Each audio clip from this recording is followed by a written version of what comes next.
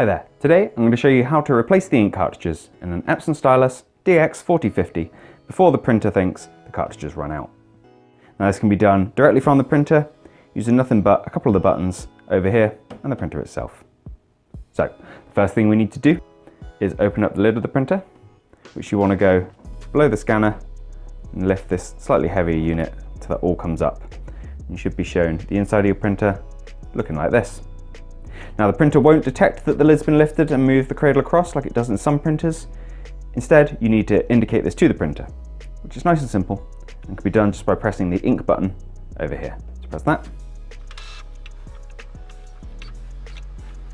And after zipping backwards and forwards a couple times, the cradle will eventually settle over here where it's recessed, so we can get into where the ink cartridges are kept. Now to get to them, we press down at the back of the cradle. It's like a little grey bit of plastic. When that pressed down, it comes open nice and easy.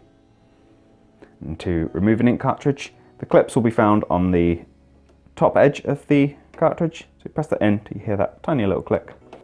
We just lift them out. Once you've got the cartridge out, grab your replacement. I'm going to be popping the same one back in because nothing actually needs changing for me. And obviously to get that in, do exactly the same thing. Press it down till it clicks. Repeat the procedure for any other cartridges that need replacing. Then we close the lid back up, press it down, make sure it's down firmly.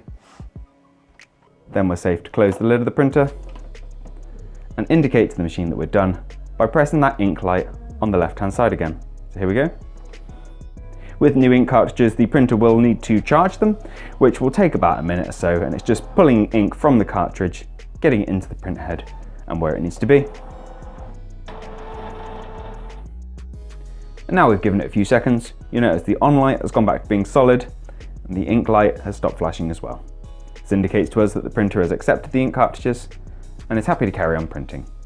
If, however, you're left with a quiet printer and you've still got lights flashing, there may be an issue with the printer recognizing the cartridge.